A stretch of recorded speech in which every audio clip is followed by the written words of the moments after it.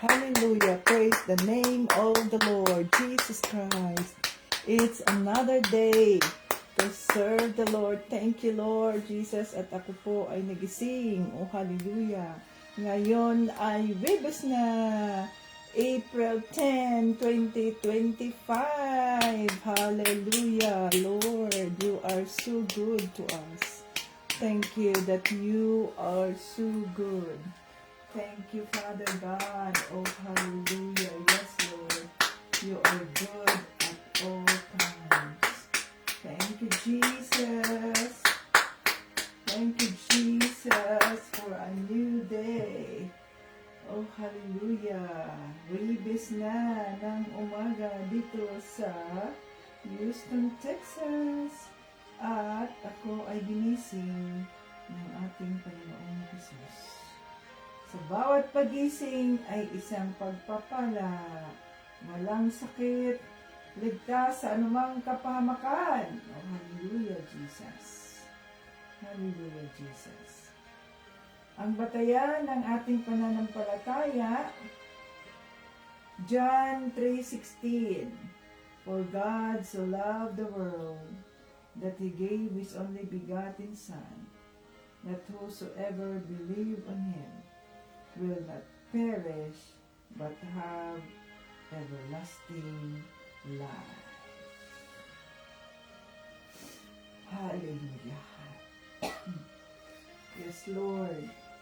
Happy moments. Praise God.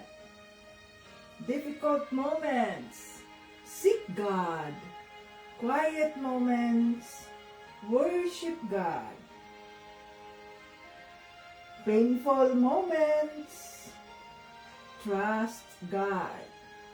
And every moment, thank God. Oh, hallelujah. Thank you, Lord Jesus. Holy Spirit, salamat po sa iyong kabutihan, Holy Spirit. You are so good to us. Wonderful Counselor, Jesus, the beginning and the end. Oh, hallelujah. Welcome dito sa ating live. Ngayon ay Webes, April 10, 2025. Praise the Lord Jesus Christ. Ito si Tita Vets, ang lingkod ng ating Panginoong Jesucristo. Fresh from the bed. Praise God. At tayo ay nandito na naman upang ating sambahin, ating purihin, ipakilala ang ating Panginoong Jesucristo sa buong sanlibutan. Thank you, Jesus. Ayan, so tayo ay magpuri sa ating Panginoong Jesus. Magpuri tayo, mga ka-Team Jesus.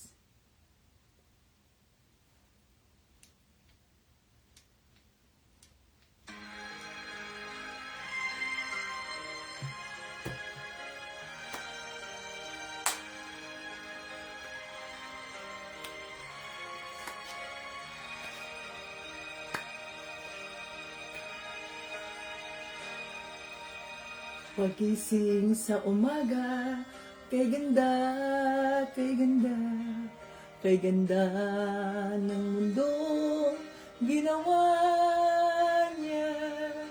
Ngayon ko lang nakita ang ganda ng mundo. Salamat sa Diyos at ako'y binago.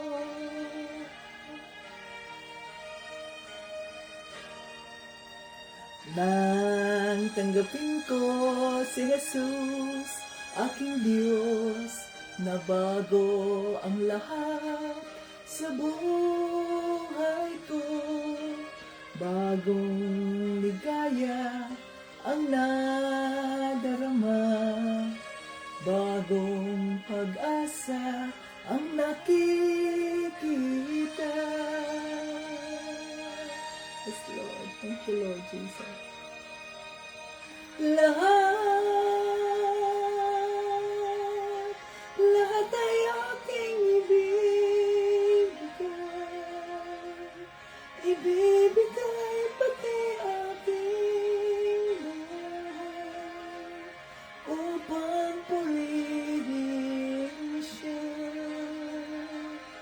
Yes, Lord Jesus. Lahat ay aking ibibigay pati aking buhay upang purihin siya.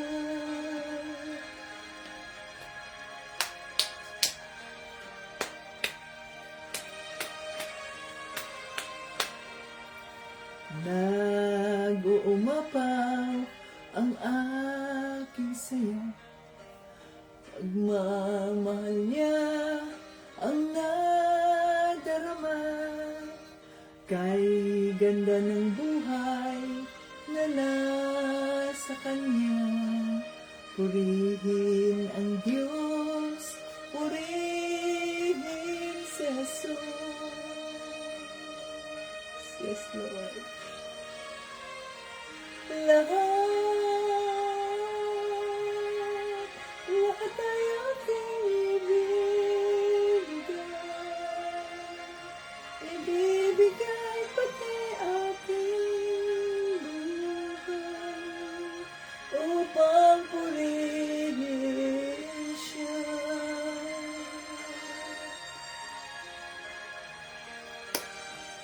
Lahat ay aking ibibigay pati aking buhay upang purihin siya. Woo! Hallelujah, Father God, in the name of Jesus. Maraming salamat po sa iyong kabutihan. Maraming salamat dahil kami ay nandito upang ikaw ay aming kilalanin, upang ikaw ay aming ipakilala sa sanlibutan. Walang ibang nararapat. Buhay na Diyos, ang lahat ng dila ay magdeklara, ang lahat ng tuhod ay luluhod na si Panginoong Kristo ay Diyos na makapangyarihan. Hallelujah, hallelujah. Maraming salamat po. Maraming salamat po, Banal na Espiritu, sa paggabay ninyo sa amin. Sa bawat araw kami ay nakaraos. Lunes, Martes, Merkules, ngayon ay Webes. Praise the Lord Jesus Christ. Oh, hallelujah. Holy Spirit, we welcome you in our midst today. Let's welcome the Holy Spirit. Come, Holy Spirit, I need you now. I need your anointing, come in your power. I love you, Holy Spirit, you captivated my soul. And every day I learn to love you more. Come, Holy Spirit, I need you now. I need your anointing, come in your power. I love you, Holy Spirit, you captivated my soul. And every day I learn to love you more. I'm reaching for your heart, you hold my life in your hands, drawing me closer to you. I feel your power renewed. Nothing compares to this place where I could see you face to face. I worship you in spirit and in truth. I'm reaching for your heart. You hold my life in your hands, drawing me closer to you. I feel your power renewed. Nothing compares to this place where I could see you face to face. I worship you in spirit and in truth. We worship you in spirit and in truth. Oh, hallelujah. Sinasamba ka namin, Diyos Ama, sa Espiritu at sa katotohanan. Linisin mo ang aming mga isipan, ang aming mga puso. Patawarin mo kami sa anumang aming mga nagawang kasalanan sa iyong harapan. Patawarin mo po kami. Linisin mo kami ng iyong dugo, Panginoong Jesucristo. Gawin mo kaming karapat-dapat sa trono ng iyong kaawaan. Kinikilala namin na wala po kaming magagawa kung wala ka. Patawarin mo kami sa nagawa naming mga kasalanan, maging sa aming mga isipan, sa aming mga puso, maging sa aming mga bibig, sa aming mga ikinikilos. Patawarin mo kami, Panginoon Jesucristo. Yes, Lord Jesus. Kagaya ng pagpapatawad namin sa mga taong nagkakasala sa amin, Lord. We release forgiveness sa mga taong nagkasala sa amin. Katagpuin mo rin sila. Kagaya ng pagtagpo mo sa amin upang mas marami pa pong mga taong magpupuri sa inyo, Panginoong Jesus. Holy Spirit, lead us and guide us today as we declare that this life is holy, sanctified by the blood of Jesus. At itago mo po ang iyong lingkod sa krus ni Panginoong si Kristo na hindi ako ang makikita, kundi ang makikita ay ang kawaan, ang pagmamahal ng Diyos Ama. Oh, hallelujah! Lahat ng ito ay aming hinihiling, pinasasalamatan sa pangalan ni Kristo, at ang lahat ng papuri at parangal ay binabalik namin sa Diyos Ama. Sa pangalan ni Jesus at ng banal na Espiritu. Amen! Hallelujah! Praise the Lord Jesus Christ. Yay! Ribis na mga kating Jesus.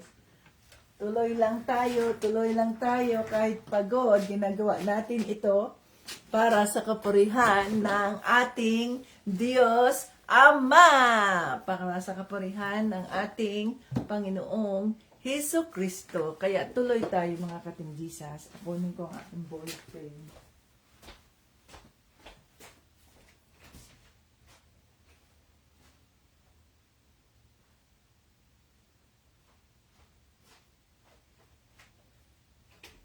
Tuloy ang laban para kay Kristo. Ayan o. Tuloy ang laban para kay Panginoong Hesus. Ayan. Itago muna natin ang ating buhok para hindi magiging ayan. Diba? Okay. So, ang ating Biblia.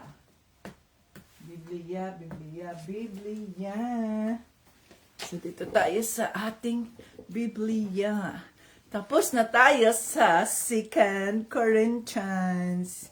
Thank you, Jesus. So, may idea na tayo tungkol sa mga Corinthians.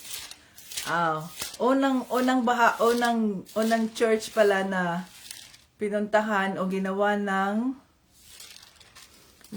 liham ni Pablo ay ang mga taga-Roma. Ang Rome pala. Kasi after sa Acts, ay ang Roma ang sumunod. So, mga taga-Roma, tapos na tayo. Mga taga-Corinto, tapos na tayo. No? So, alamin naman natin, ano ba yung sinasabi dito sa salita ng Diyos kahapon sa mga taga-Corinto. 2 Corinthians. Ang pangwakas.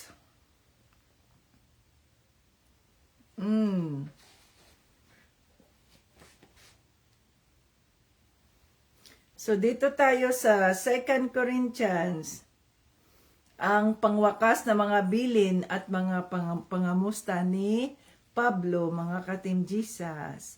So, ano man ang sabi dito, ang binibigyang pansin dito,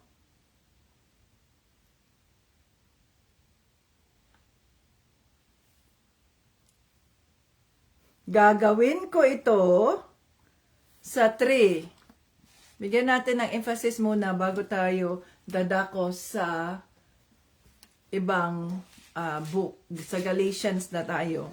So dito, sabi dito sa 2 Corinthians chapter 13, verses 3. Gagawin ko ito para patunayan sa inyo na si Kristo ay nagsasalita sa pamamagitan ko.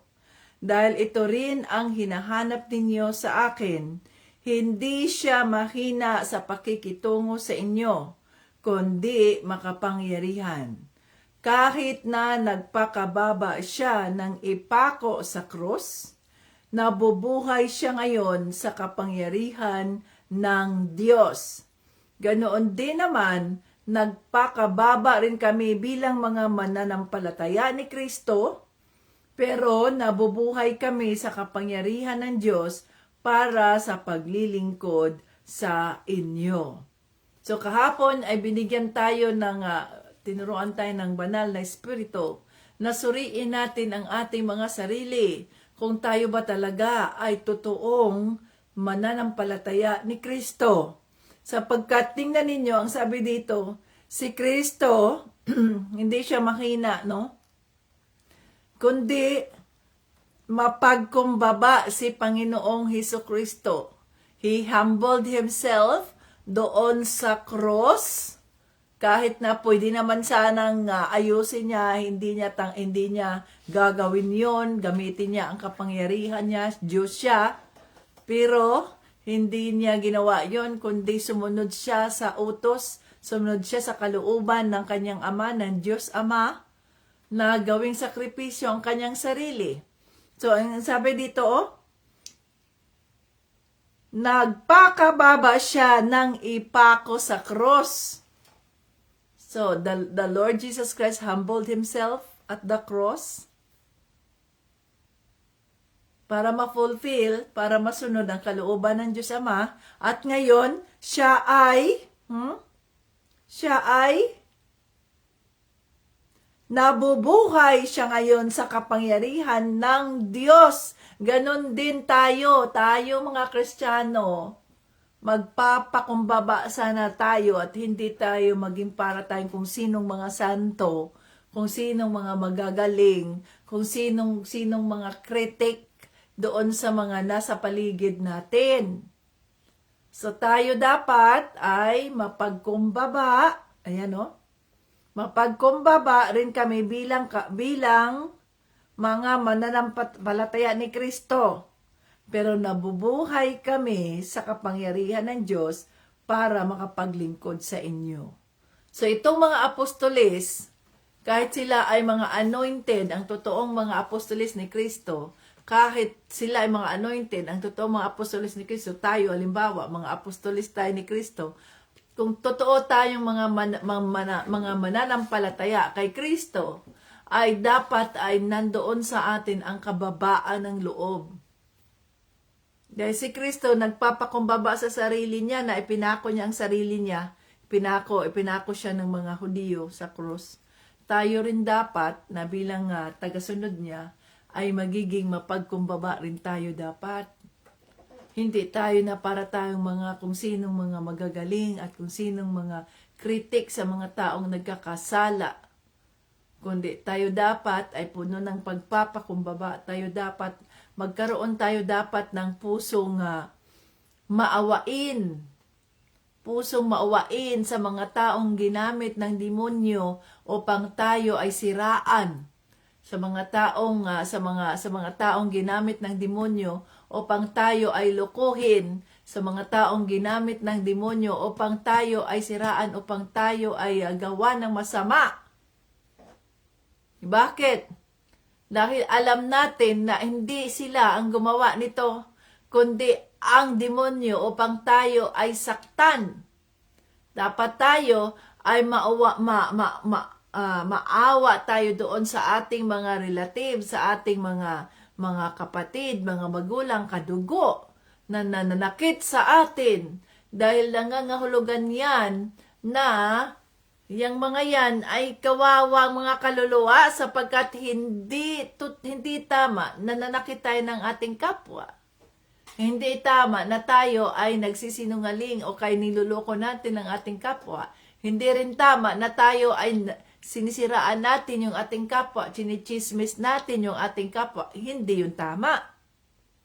Pero dahil alam natin na wala sila sa kanilang totoong katinuan o tamang katinuan, kaya nakakaawa ang mga ito.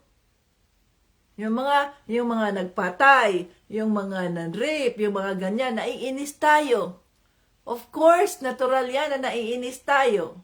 Subalit sa katotohanan, nakakaawa ang mga kaluluwa ng mga taong yan, sapagkat hindi nila kilala si Panginoong Jesucristo, wala sila sa sarili nilang katinuan. So, kailangan dapat na mabago ang ating mindset. We have to renew our mind, renew our hearts, na kung ano man yung, yun nga sa kanta di ba? Break my heart, the one, break yours. Open up my eyes to the things unseen. Show me how to love like you. Show me how to love like you have loved me. Oh, see? Show me how to love like Jesus, like you have loved me. So, ipakita ng Diyos sa atin, sa ating mga mata, ang yung beyond, no? Na nakikita natin. Ang ipapakita ng Diyos sa atin ay ang kanyang kaawaan sa mga taong ito. Sa halip na tayo ay magalit, sa halip tayo ay mainis, sa halip na tayo ay mag-angry birds. Ang ipaparamdam natin, no, ang yung mararamdaman natin ay yung kaawaan ng Diyos sa mga taong ito sapagkat sila ay kawawa. Ang kanilang mga kaluluwa, hindi nila alam ang katotohanan o wala sila sa presensya ng banal na Espiritu. Okay. So, dito tayo sa, kaya yon ang ating paalala ng banal na Espiritu sa ating mga katim Jesus. Ito ay 4 na pala. 4, kahapon ay 4, 9, 25. Diba? 4, 8, 25. So, nandito na tayo sa panibagong aklat na tayo, panibagong church na tayo. So, alam na natin ang mga taga-Roma, alam na natin ang mga taga-Korinto. So, dito naman tayo sa panibagong lugar o congregation o kaya uri ng mga mananampalataya na kung saan isa ito sa mga itinanim, no, ni Pablo. Dito tayo sa Galatia o Galatians, ang mga taga-Galatia. So dito, chapter 1, verses 1 to, maikli lang tayo. Isa lang ang magandang balita. Okay. Dito tayo sa chapter 1, verses 1 to 10. Galatia. Mula kay Pablo na isang apostol kasama ang lahat ng kapatid dito. 4, 10, 25. Okay? Ang pagka-apostol ko ay hindi galing sa tao o sa pamamagitan ng tao, kundi sa pamamagitan ni Jesucristo at ng Diyos Ama na muling bumuhay sa Kanya mula sa kamatayan. Mahal kong mga kapatid sa mga iglesia dyan sa Galatia, sumasa inyo nawa ang biyaya at kapangyarihan o ang kapayapaang galing sa Diyos Ama at sa ating Panginoong Jesucristo. Inaalay ni Kristo ang sarili niya para sa mga kasalanan natin ayon sa kalooban ng ating Diyos Ama. Ginawa niya ito para mailigtas tayo sa kasamaan nitong kasalukuyang mundo. Purihin natin ang Diyos magpakailanman. Amen. Hallelujah. Okay. Iisa lang ang magandang balita. Verse 6. Nagtaka ako dahil ang dali ninyong tumalikod sa Diyos na tumatawag sa inyo sa pamamagitan ng biyaya ni Kristo. Bumaling kayo sa ibang magandang balita na hindi naman totoo. Ang totoo, walang ibang magandang balita. Nasabi ko na ito dahil may mga taong nanggugulo sa inyo at gusto nilang baluktutin ang magandang balita tungkol kay Kristo. Sumpain nawa ng Diyos ang sinuman, kami o maging isang anghel galing sa langit ang mga ngaral sa inyo ng magandang balita na iba kaysa ipinangaral namin sa inyo. Sinabi na namin sa inyo noon na muli kong sasabihin, kung may mga ngaral sa inyo ng magandang balita na iba kaysa sa tinanggap ninyo, sumpain siya ng Diyos. Huwag ninyong isipin na ang nais ko ay malugod sa akin ang tao. Hindi. Ang nais ko ay malugod sa akin ang Diyos.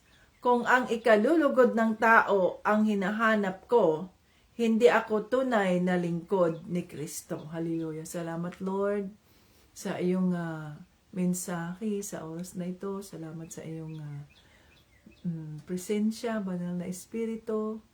Tulungan mo kami na maunawaan namin ang mensahe na nais mong iparating. At mas lalo pa namin mapatatag ang aming pananampalataya kay Panginoong Kristo. Sa pangalan ni Jesus. Amen. Okay, doke, mga ka-Team Jesus. Ano ang mensahe na iparating ni Pablo?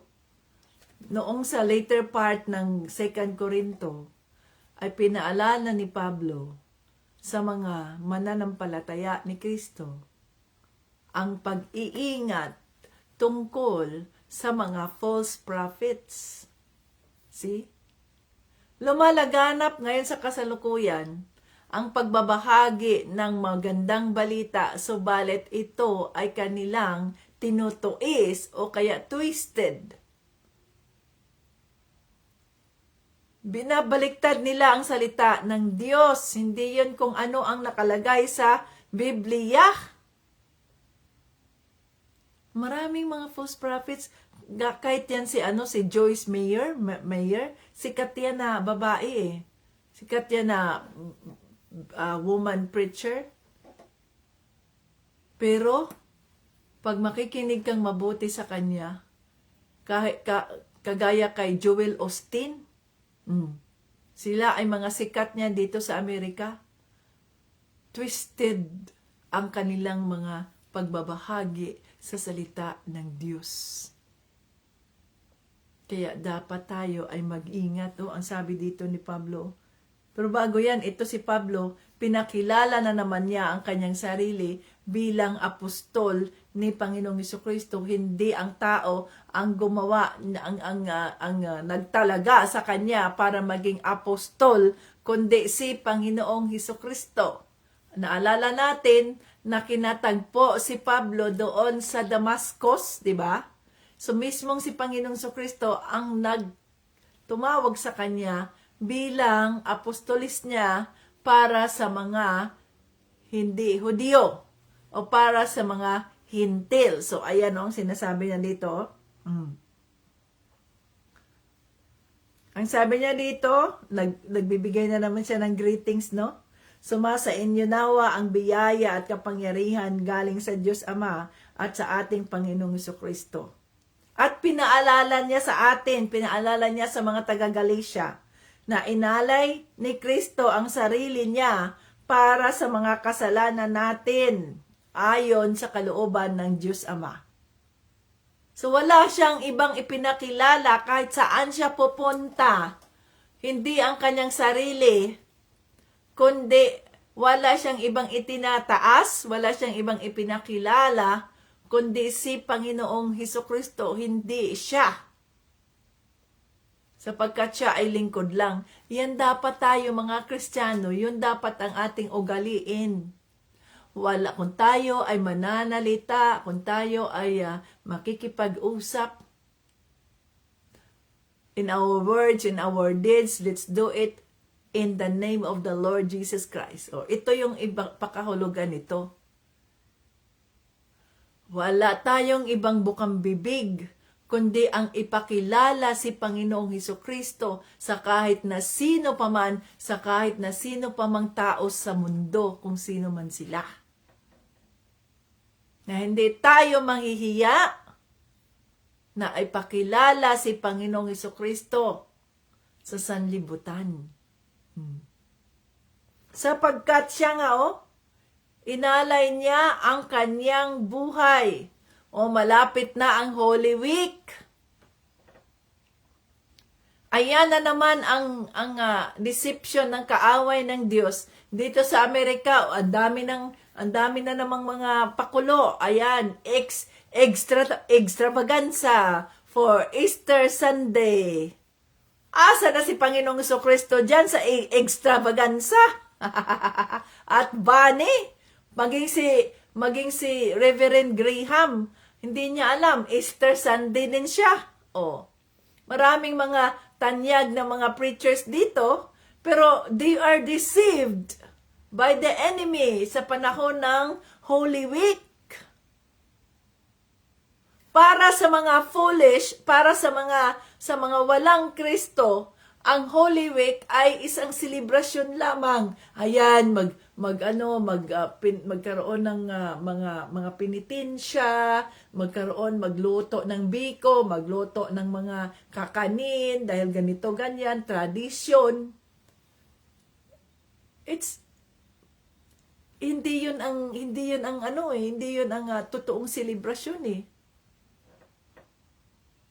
Ang totoong celebration ng Holy Week ay ang repentance, reflection, ang kahalagahan ng pagsakripisyo ni Panginoong Hesukristo sa Kalbaryo, sa krus. Yun ang Holy Week.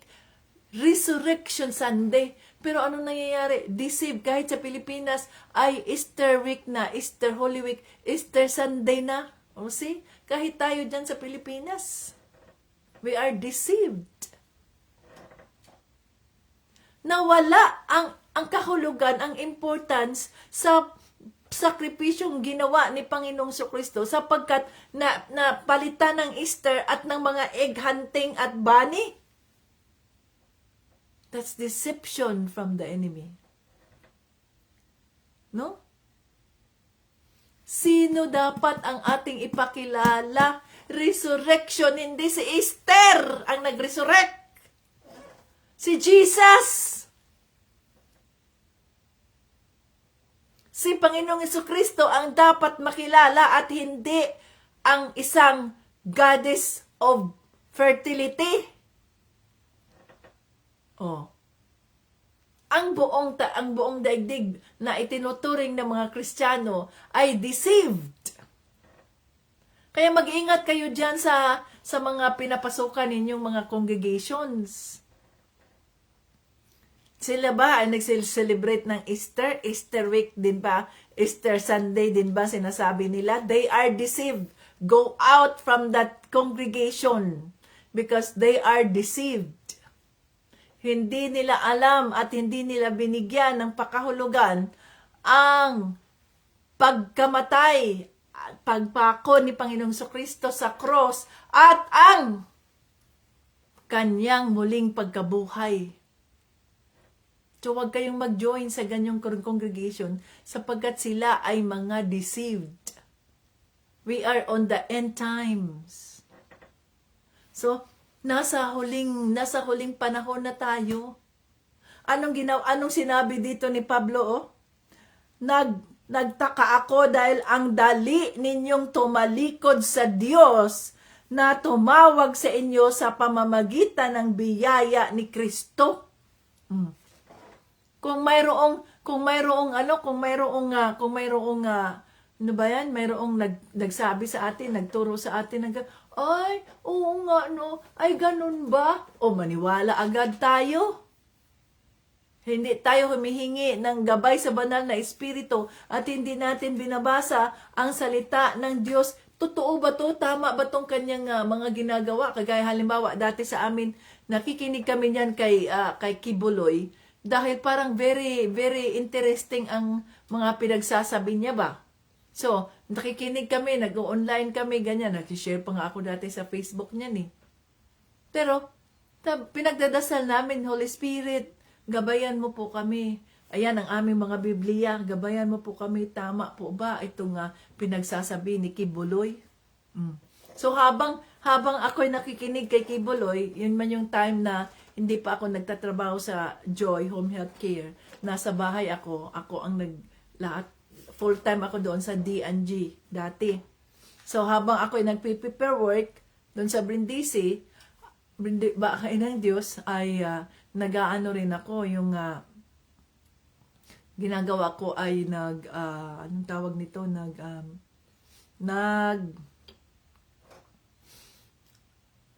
kikinig. Tapos, andito yung aking Biblia, sinasabi niya ganito, ganyan. Unti-unti ay nire-reveal ng Holy Spirit sa akin, no? Holy Spirit sa akin, na twisted ang ginagawa ni Kibuloy. Ang mga salita ng Diyos ay pinapalitan niya. Gumagawa siya ng sarili niyang Biblia. Kasi kapag tayo ay humihingi ng presensya ng gabay ng banal na Espiritu, ang banal na Espiritu ay maggagabay sa atin, i-expose niya ang taong ito na gumagawa ng kwento na hindi naman naaayon sa salita ng Diyos. Kaya tayo dapat ay maging mulat. Pag tayo nakikinig sa salita ng Diyos, sa kahit na sino, maging si Tita Vets ang pakinggan ninyo, huwag ninyong sabihin na, ay, yun talaga. No, you have to have your own Bible.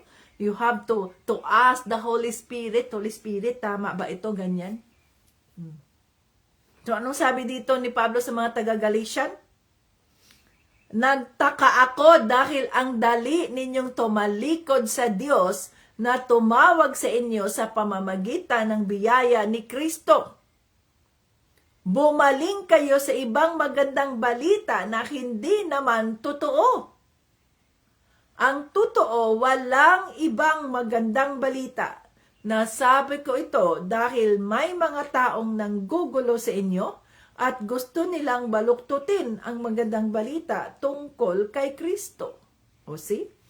Maraming mga gustong baluktutin ang magandang balita tungkol kay Kristo. Kaya yan, no, yung Easter Sunday na yan, yung extravaganza na yan. So doon kami sa, yung sinabi ko sa inyo na doon sa Rise, ano ba yun? Rise Fellowship, yung isang Christian church dito na malapit lang sa tinitirahan natin dyan sa, mga 5 minutes away, nandiyan na. So sabi ko, pagdasal natin, dito tayo, pumunta na nga kami. Isang linggo lang. At doon ipinakita ng banal na Espiritu, this is a deceived church.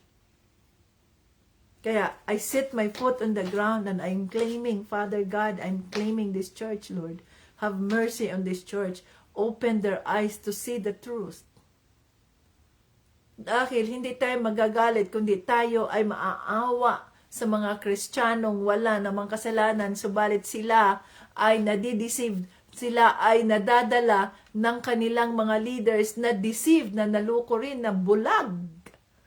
So kapag ang leader ay bulag, so bulag din ang mga followers. Sumusunod lang, at tinatanggihan ng katotohanan. Sino ngayon ang nakikilala sa Holy Week? Hindi si Panginoong Jesucristo. Si Esther. Ang nakikilala, si Esther.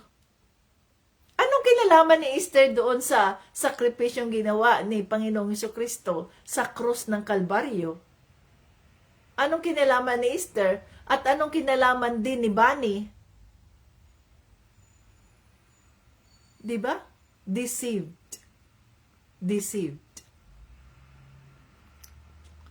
Kaya tayo dapat ay maging conscientious at maging cautious kayo kung saan kayo pumupunta, kung anong mga congregation ang inyong pinupuntahan. Nang sa ganoon ay hindi kayo mapasama sa mga maluluko kagaya ng nandito sa Revelation. Ang sabi ng Revelation, many will be deceived on the last days. Tayo ay nasa last days na, mga ka-Team Jesus. Nasa huling panahon na tayo. Sabi ni Pablo, isumpa nawa ng Diyos itong mga taong ito na nagpanggap na mga na nagbabahagi sa salita ng Diyos, subalit ang salita ng Diyos ay kanilang binabago, ang salita ng Diyos ay kanilang tinutwist. No? Kaya hindi ibig sabihin na Christian church na yan, ayun na yun. Yun na yun, no? Hindi. Ibig sabihin nun, dapat tayo, mga Kristiyano, magmatiyag tayo. Makialam tayo sa congregation na kung nasaan tayo. Hindi yung, we just go with the flow. O yan, baka tayo ay maging Galatians kayo.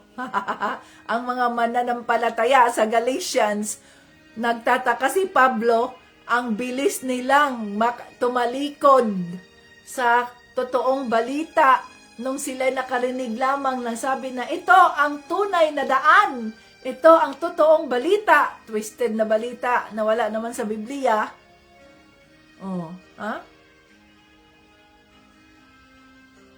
Kaya kailangan tayong humingi ng gabay ng banal na Espiritu. Kailangan tayong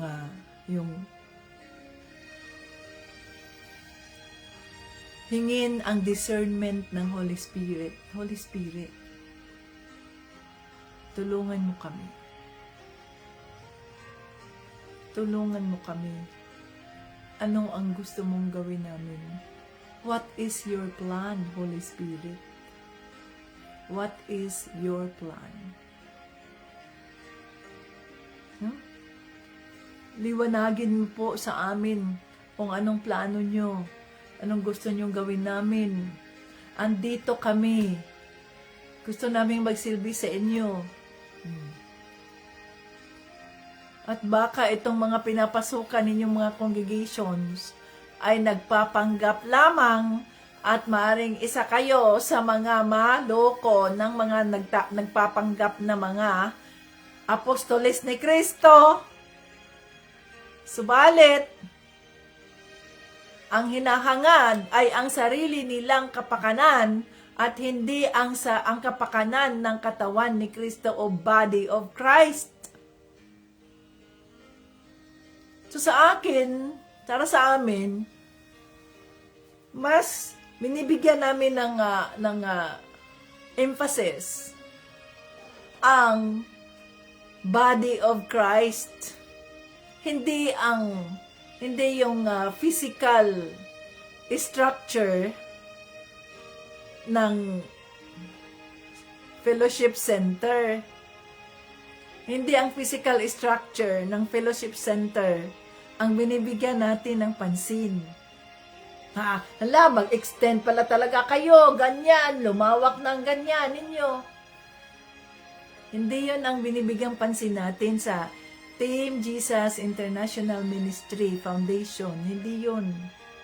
Walang halaga kung saan tayo magsamba, sa simpleng bahay, sa simpleng gusali.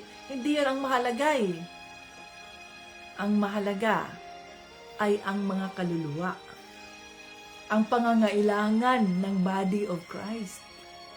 Ang gagawin mo diyan sa mga malalaking gusali, magagandang structure ng inyong church. Pero may mga mananampalataya na nandiyan sa church na nangangailangan ng tulong, nangangailangan ng financial sapagkat ito may sakit ng ganito niya, ito nawala ng trabaho, ito ganyan. Mas inuna pa ng church yung pagpapalaki ng congregation, pagtatayo ng mga gusali, kaysa sa specifically ang pangangailangan ng members ng church na ito. We are the church.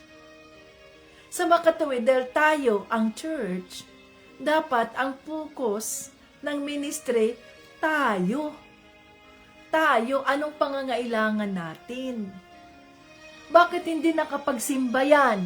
Ba't hindi nakarating sa church, sa congregation? Ba't hindi nakapag-fellowship? Kasi, walang makain,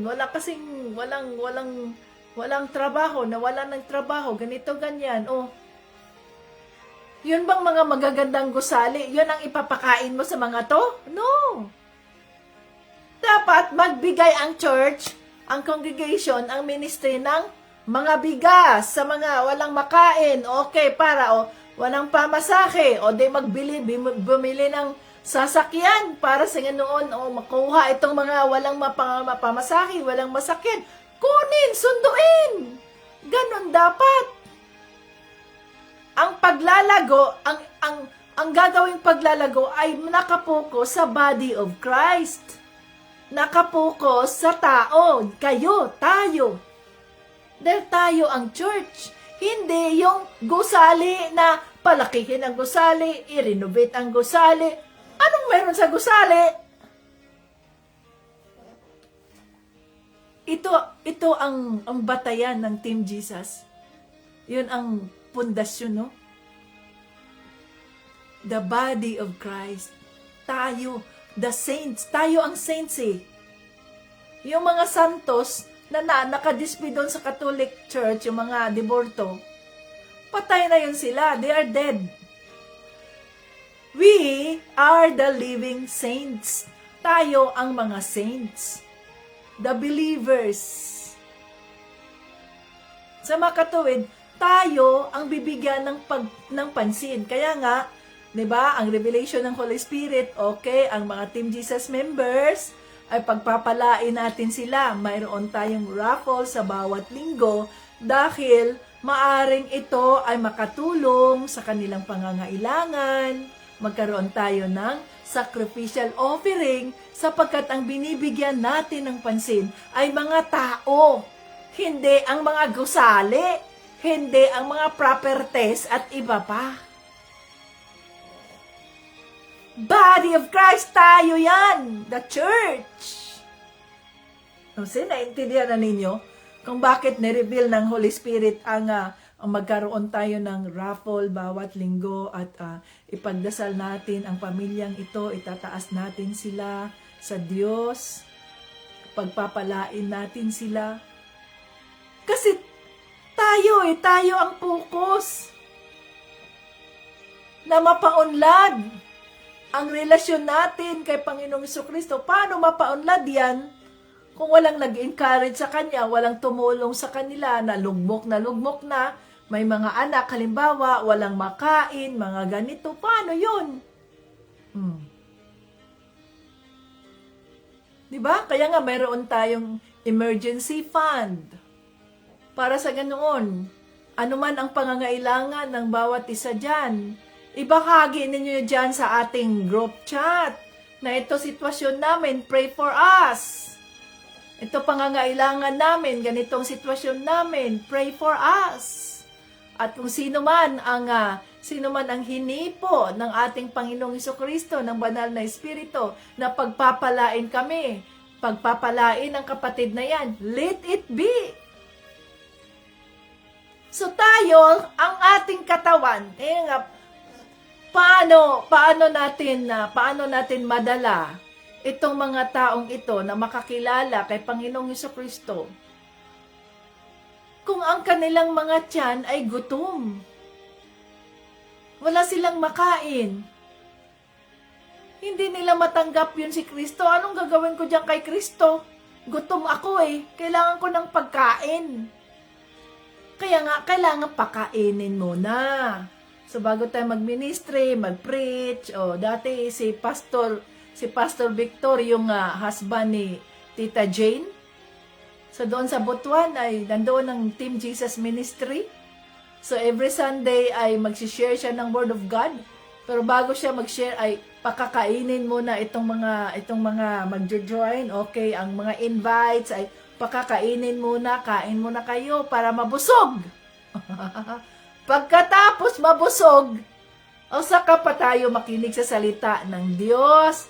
Nang sa ganoon, busog ka na eh. So, maiintindihan mo na ang salita ng Diyos. Kaysa kung wala kang kain, ilang araw ka nang walang kain, dahil wala kang pambili, tapos ini-invite mo, makinig ka salita ng Diyos, hindi yan makakarinig. Kasi ang naririnig niya, ang tunog ng ng tiyan niya, mga ganon-ganon. Kahit anong pilit mo pang ibahagi ang salita ng Diyos, kung ang kondisyon ng katawan ng taong yan ay pagod, ang kondisyon ng katawan ng taong gutom, wala ang halaga yung salita niya, useless, hindi yan maririnig. Kaya dapat i-reach out muna natin ang tao. Yun ang focus natin, hindi yung mga gusali. Hindi yung kung anong pangangailangan ng congregation. Anong pangangailangan ng body of Christ. Yun ang ginawa ni Pablo eh. Kaya nga nangungulikta siya, no? Nangungulikta siya ng ng mga tulong, sacrificial offering, para ibigay doon, ipadala doon sa Israel, doon sa mga mananampalatayang naghihirap. Yung mga financial na yon, hindi sinabi ni Pablo na, kayo ng mga gusali diyan, kayo ng ganyan, i-renovate ninyo yung mga ganon, ganito ninyo ganon, hindi mahalaga yun. Tulong pinansyal, sinong mga nangangailangan upang ito, paano yan makapagpapatuloy? Nawala na yan ang ganang magkapagpapatuloy pagsilbi kay Panginoong Jesucristo, sapagkat sino ba naman ang makapagpapatuloy sa pagtuturo sa salita ng Diyos kung walang laman yung tiyan mo? Wala kang masaing, gutom na gutom ka. Ang mga missionaries na ito na pumupunta doon sa mga isla, umaakyat doon sa mga bundok, na walang makain, walang sumusuporta, paano nila maipagpapatuloy ang kanilang mga pagsisilbi sa Diyos? Pero anong nangyayari ngayon sa kasalukuyan sa churches? Sa body of Christ, anong nangyayari? Mas pinapahalagahan ang mga physical na anyo, ang mga physical, ang mga structures ng mga gusali upang makita sa mundo na ay yumayaman, gumaganito, gumaganyan, sa halip na kaluluwa ang pauunlarin, kaluluwa ang pauunlarin, kaluluwa ang tutulungan. Focus ay ang kaluluwa at kung ano ang pangangailangan ng mga taong ito. No? So yun ang dyan eh. Yun ang dapat nating bigyang pansin. Yan ang pundasyon. Yan ang prinsipyo ng Team Jesus. Yan ang prinsipyo ng Team Jesus. Di mahalaga yung saan kayo nag-worship, lumang bahay, sirang ganito.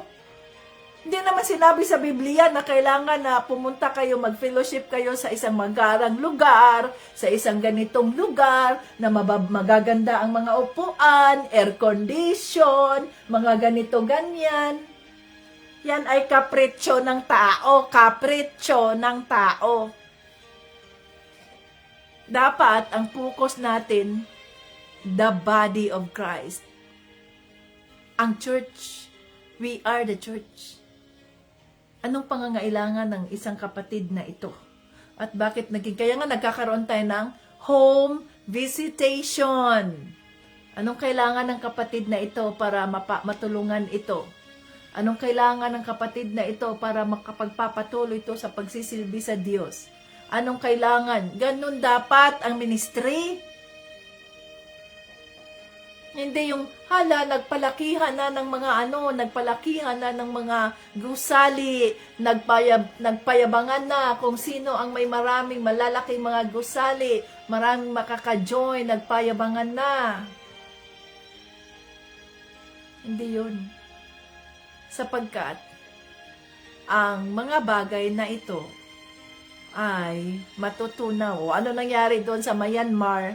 Ano nangyayari doon saan pa yung mga lugar na nagkakaroon ng earthquake? Ano nangyayari doon sa kanila?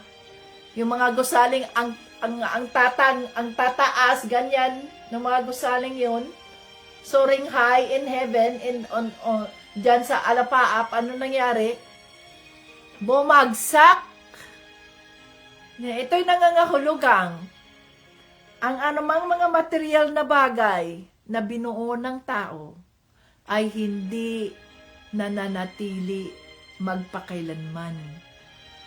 Ang tanging nananatili ay ang salita ng Diyos.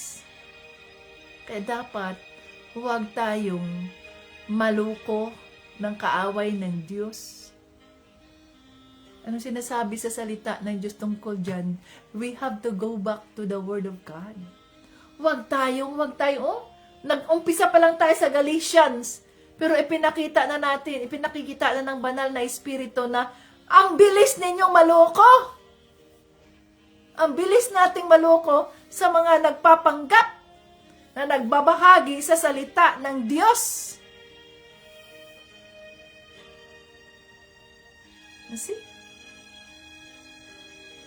Kasi sa akin, pag may nagme-message na ganito, ganyan, ginagawa na namin ang church, ganito, ganyan, wala akong amor sa mga ganyan. Pero kung ang message ng mga pastor ay tungkol sa missions na ayan, ang isang pastor ay pumunta doon sa ito yung pinuntahan nila sa isla, sila doon, nag-fellowship sila doon, nagluto sila ng mga nagpakain sila doon, ginather nila yung community. Welcome at pinakain nila. Ayan, pinakain nila yung community before sila nag-share sa word. Yan ang sinusuportahan natin. Hindi yung mga nag-build na sila ng church nila, naganito na sila ng church nila, our ministry is a walking church. Mobile tayo mga ka-Team Jesus. Mobile. Na ibig sabihin nun, walang permanenteng address NPA. No permanent address tayo. Ay, ibig sabihin nun, kahit saan tayo pwedeng pumunta na ibahagi ang salita ng Diyos. Salita ng Diyos. Mga tao ang ating pupuntahan. Mga tao ang ating pakakainin. Bigyan ng mga groceries. Pakainin, bigyan ng groceries. Okay, makinig kayo sa salita ng Diyos. Pakainin mo muna. Pagkatapos ay makinig sa salita ng Diyos. Ang kaligtasan na dala ng muling pagkabuhay ni Panginoong Hesukristo. Yan dapat ang gawin natin. Huwag yung Easter at egg hunting. Ay, nako Lord, have mercy on us, Father God.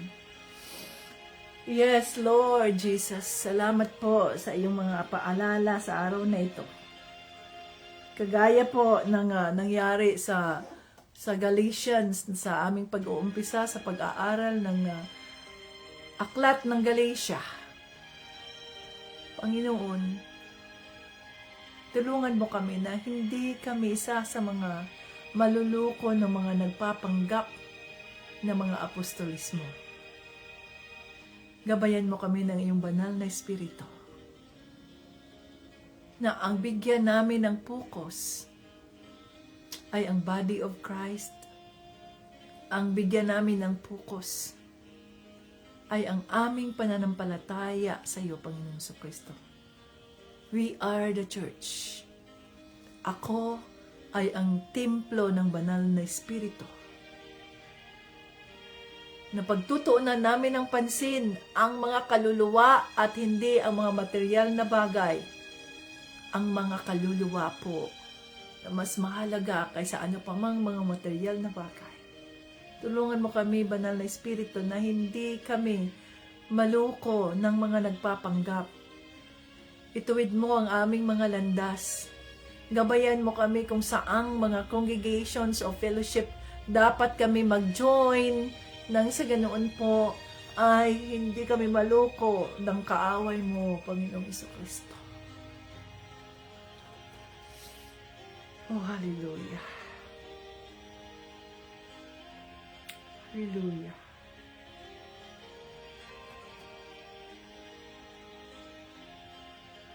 Yes, Jesus. Yes, Lord Jesus. Thank you that you are in control of everything. Oh, hallelujah. Maraming salamat po, Panginoon sa Kristo, sa iyong kabutihan. Maraming salamat po. Oh, hallelujah.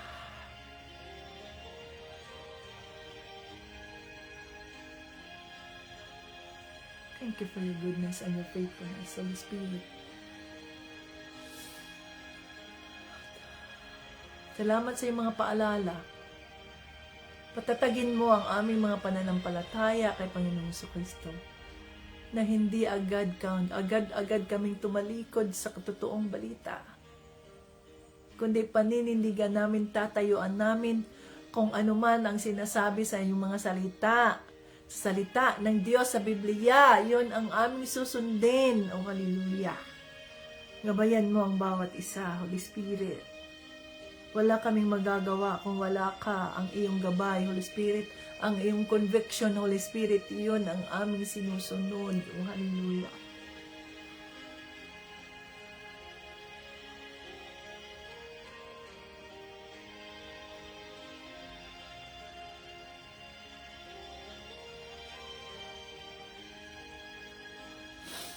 Nakakalungkot ang katotohanan na maraming mga nangangailangan. Subalit ang pinagtutuunan ng pansin ay ang mga material na bagay. Ang mga church building, ang mga gusali, salip na tingnan, bigyang pansin kung ano ang pangangailangan ng mga mananampalataya. Oh Lord, thank you for revealing it to us. Thank you for revealing it to us. Kung ano ang bibigyan namin ng mas bigyang pansin kaysa ang kung ano man po ang panlabas. Thank you. You are so good. Thank you. It is a privilege, Lord Jesus, na pagsilbihan ka sa pamamagitan ng pagtulong sa iyong body o sa body of Christ, sa mga mananampalataya. Tulungan mo kami, Panginoon Diyos. Sa bawat hakbang at desisyon na aming gagawin, kailangan namin ng gabay mo, Banal na Espiritu. Palalimin mo ang aming pananampalataya sa iyo habang kami ay hinuhubog mo upang tayuan ang aming pananampalataya kay Kristo. Oh, hallelujah! Hallelujah! Be exalted, Lord Jesus. Wala pong ibang makilala sa aming mga buhay, sa sanlibutan, kundi ikaw lamang, Panginoong Jesus! Oh, hallelujah! Praise God! Praise God! Glory to God Almighty, King of Kings and Lord of Lords. Maraming salamat po sa iyong presensya, Banal na Espiritu. Maraming salamat sa katagumpayan ng iyong Bible study. Maraming salamat sa pagtuturo mo sa amin, sa pagpapaalala mo sa amin, upang sa ganun ay hindi agad kaming maluloko sa mga taong naluloko o nagpapanggap ng mga apostolismo. Oh, hallelujah. Ano man po ang kahilingan ng bawat isa nandito, maging sino man po ang makakarinig ng iyong Bible study na ito, Panginoong Hesus, katagpuin mo ang kanilang mga pangangailangan. Ikaw po ang gagawa ng paraan. Salamat sa pagsagot ng aming mga prayer request. To you be all the glory and honor. Maraming salamat sa lahat ng iyong mga pagpapala, lahat ng iyong mga kaawaan, mga biyaya at pagmamahal, kaunawaan, pag-unawa na walang hanggan. Isunuko namin ang aming mga buhay sa inyo, maging ang aming mga pag-aalala, maging ang aming mga pangamba, maging ang aming mga pamilya, ano man ang kanilang mga sitwasyon, Father God, Lord, take control of everything. Holy Spirit, Lead us in every step of the way for God's purpose and glory. Hallelujah. Lahat ng ito ay aming pinasasalamatan. Lahat ng papuri at parangal ay binabalik namin sa Diyos Ama sa pangalan ni Jesucristo at ng banal na Espiritu. Amen! Thank you, Jesus! Hallelujah! Ayan, mga ka-Team Jesus! Kaya, so, ingat-ingat tayo. Ingat-ingat tayo, no, mga ka-Team Jesus, na hindi tayo maluko ng mga manluluko. Kasi ano yung sabi ni Panginoong Jesucristo sa salita niya? No, kung nung ako ay gutom, pinapakain niyo ako. Nung ako ay uhaw, pinainom niyo ako. Nung ako ay walang damit, dinamitan niyo ako. At sabi ng mga mananampalataya, Lord, kailan po namin kayo pinakain? Kailan po namin kayo pinainom? Kailan po namin kayo dinamitan? Ang sabi ni Panginoong Jesucristo, whatever you do to the least of your brothers, you do it to me. O, see? Kung ano man ang ginawa natin sa ating mga kapatid, to the least of your brothers, sa mga kapatid nating naghihirap, sa mga kapatid nating nangangailangan, ginagawa natin yan kay Panginoong Jesucristo. Yun dapat ang focus sa ministry. No? More on people. People tayo eh. People-oriented ang Team Jesus. People-oriented. No? Ang pangangailangan ng mga katawan ni Kristo, ng mga pananampalataya, at hindi ang mga material na bagay. Kaya be ready na kayo dahil God willing ay mag-uumpisa na ang ministry ng Team Jesus International. Nasa sa inyo na yan kung ano ang inyong, kung gusto nyo mag-join o hindi, nasa sa inyo na yan. Sapagkat mag-uumpisa na tayo ng ating sariling cell group. Ang ating cell group ay hindi yan nakabatay sa anumang mga ministry na nandiyan kayo nagjo-join. Ang ating cell group ay independent yan. Independent yan na ang banner ay Team Jesus International Ministry and Foundation. Yun ang banner natin. Hindi ang inyong church. So kung ang leading kasi ng Holy Spirit sa amin ay you start the ministry, ang banner ay Team Jesus International Ministry. Yun ang banner. So yun ang ating ang umbrella natin yan. So nasa sa inyo na yan kung gusto nyo mag-join or hindi, and you want to stay doon sa local church na nandoon kayo, it's up to you. Pero kung sino man yung gustong mag-join na mag-umpisa sa ministry, na kung saan maging independent tayo sa local churches, we are not dependent on them, but we have our own identity, join us. But if you want to join in the local church with sino pa man, you are free to do that. Ganun tayo. Ha? So mag-uumpisa na tayo. The Lord is molding us slowly to be independent at wala tayong ibang babatayan kundi ang salita ng Diyos. At wala tayong ibang babatayan, no? Ang ating prinsipyo dito sa Team Jesus ay people empowerment, no? People orientation. People-oriented tayo dito. Which means body of Christ ang binibigyan natin ng pansin at hindi ang mga building of the physical churches. Ang binibuild natin dito ay ang spiritual church. Tayo ang congregation, kahit na mag-upa lang tayo ng maliit na bahay na doon kayo mag-fellowship, doon kayo mag-worship, ganyan, or magbigay tayo ng love gift doon sa may-ari ng bahay na yun, na nag-welcome sa mga sinong gustong pumunta. O kaya kung ayaw nyo namang magtanggap ng mga love gift because you voluntarily open your home freely, the more that the Lord will bless you for that. Ganun yun gagawin natin. Separate tayo mga ka-Team Jesus. At mag-a-affiliate lang tayo sa ibang mga churches, local churches na makatulong din tayo sa kanila. But we will have our own independent organization na wala tayong sinusunod na mga palisiya, na mga ruling at ng ano sa congregation.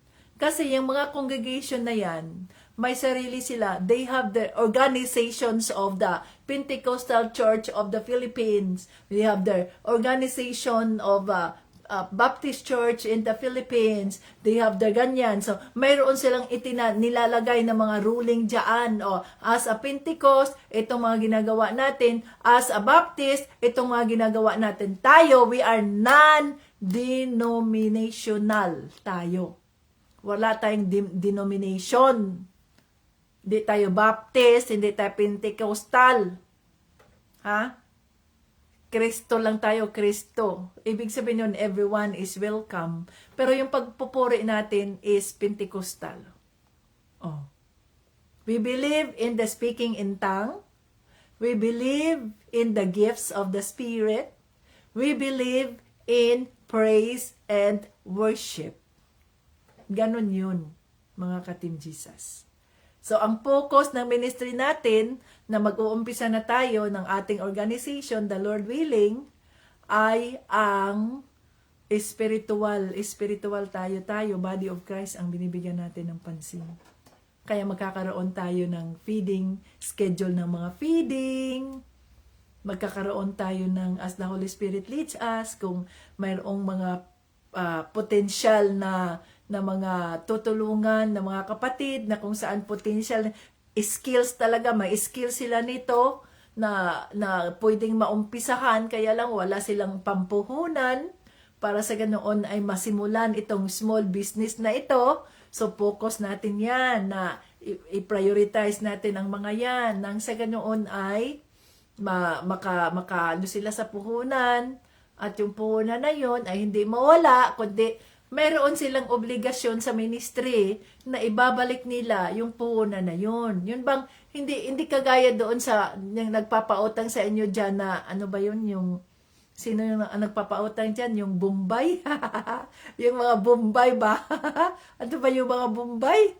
Yung mga nagmumotor na nangungulikta everyone? Nangungulikta every day ba yung pangungulikta na yan?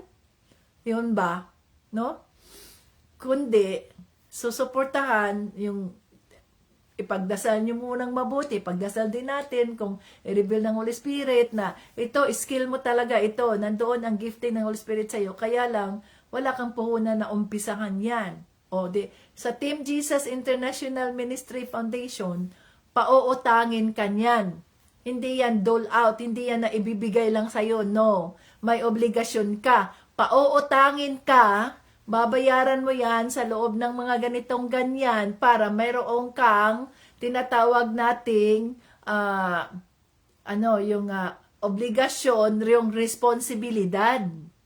Na gawin mo yun sapagkat mayroon kang obligasyon na bayaran mo yun. Para sa ganoon, pag naitayo mo na yung negosyo na yan, na pinahiram ka na walang interest, subalit may obligasyon ka na bayaran mo yan na ganitong-ganito, para sa ganoon ay yung bayad mo rin, magamit din yan ng ministry para doon sa iba na naman na ano na naman ang kanilang naiisip, magaling silang magluto ng mga ganito, kaya lang wala man silang puhunan o panggawin yan. Suportahan natin yan, pautangin natin ng magkano, 5,000 ang pag-umpisan yan. O basta maging responsable ka. Pero kung hindi ka naging responsable, bahala na rin ang Diyos sa inyo dyan. Ganon nakikita nyo, ganon ang daming mga pwede nating gawin sa ministry nang sa ganoon. Kagaya ko halimbawa ba, nung ako'y nasa high school, dahil sa hirap ng buhay, Tapos marami kaming nag-aaral. So yung mga kapatid ko, ako ang bunso. So, ang sabi ng aking tatay ay, pagka-graduate ko sa high school, tumigil ka. Ako si Tita Jane, ayan no, tumigil kayo sa pag-aaral ninyo dahil hindi ko na kayang suportahan kayo sa pag-aaral nyo sa college. Mahal ang college di ba? So, ang iniisip ko, sayang naman yung katalinuhan na binigay ng Diyos sa akin, tapos itigil na lang ako. Ay, inisip ko, Lord, bigyan mo ako ng oportunidad na kung mayroon lang magpapaaral sa akin, kung mayroon lang magpapaaral sa akin, kung may maniwala lang sa akin na kaya kong tapusin ang aking pag-aaral, susuportahan nila ako. Ibigay mo sa akin yan, Lord, para mapatunayan ko. Sinagot ng Diyos, to God be the glory, sa pamamagitan ng aking nanay, kami ay pumunta doon sa DepEd ng Butuan City, at inintroduce niya ako, aking anak to, at kukuha siya ng mga ganyan exam para sa scholarship ng gobyerno. PESFA ang scholarship namin na yun. At sabi ng in charge, sige po nay, kilala si nanay doon sa DepEd, at yun dahil sa mga civic affairs at iba pa. So ang sabi ng, pumunta kayo, may mga forms na binigay, pumunta kayo sa mga offices, na mga public offices, like doon sa BIR, sa iba pa DNR, sa mga ganyan, no? At humingi kayo doon ng tulong na pirmahan, kasi kailangan na may tatlong mga departments na magbubos sa'yo, magsusuporta sa'yo. So, ang ginawa namin ng nanay ko, pumunta kami doon sa mga departments na yon. At sinabi namin, ma'am, ako po ay si Abita Amura, at ang desire ko talaga ay makapagpatuloy sa aking pag-aaral sa kolehiyo. Nag-apply po ako ng scholarship po. Kumuha na ako ng exam, sa awa ng Diyos. Ako'y nakapasa. Kumuha na ako ang aking general average ay pasadong-pasado. To God be the glory. Ang kulang ko na lang ay yung mga mag-endorse sa akin na mga government officials, government agencies. O see? So to God be the glory, nangyari yun, at ako nga ay nasama sa scholarship. Na 4 na taon na hindi ako nagbayad, kundi ako ang binabayaran, ako ang binibigyan ng allowance ng gobyerno. You see?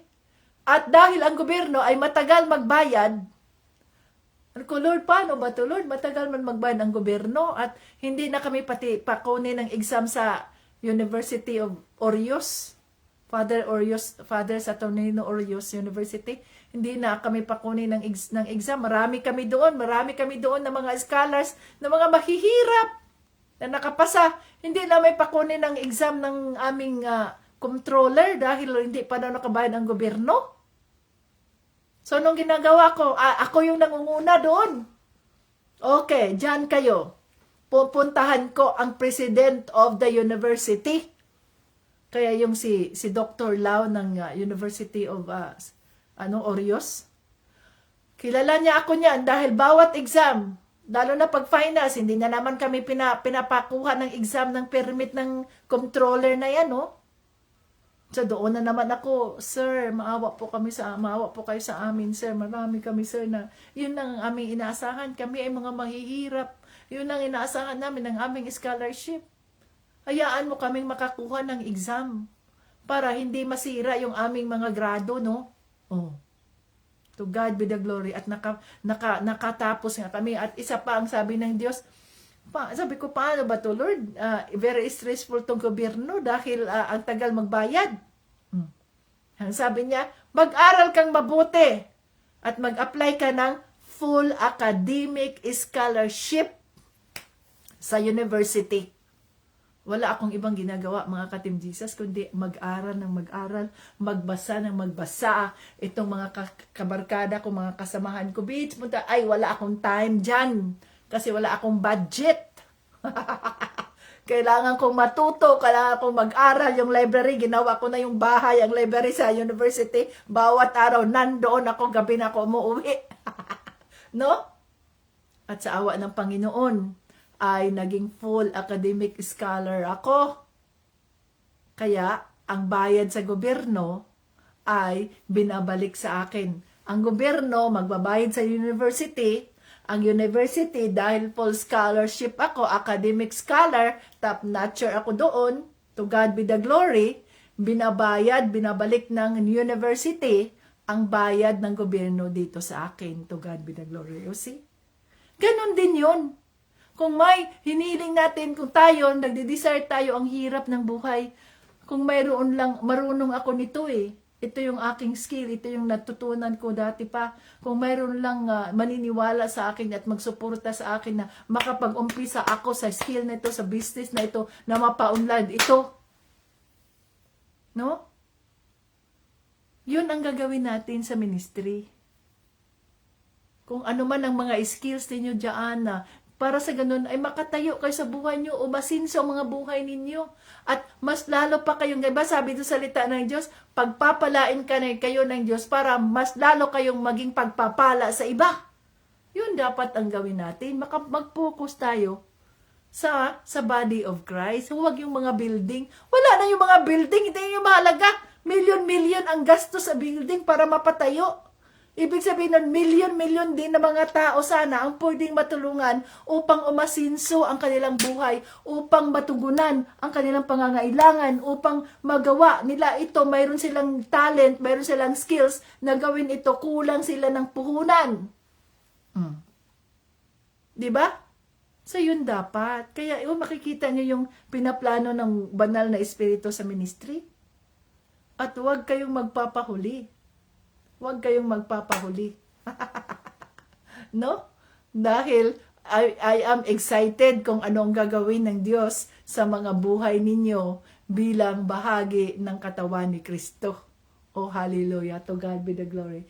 Hanggang sa muli, yung ngayon ay pag-isipan na ninyo mga ka-Team Jesus kung ano ba yung ininegosyo ninyo, kung ano ba yung mayroong ka. Huwag mong isipin yung mga wala ka. What is the gift na ibinigay ng Holy Spirit sa'yo? Yun dapat, doon ang paunlarin mo. Para doon, magkaroon ka ng source of income. No? O, hanggang sa muli. Jesus loves us. Bye-bye.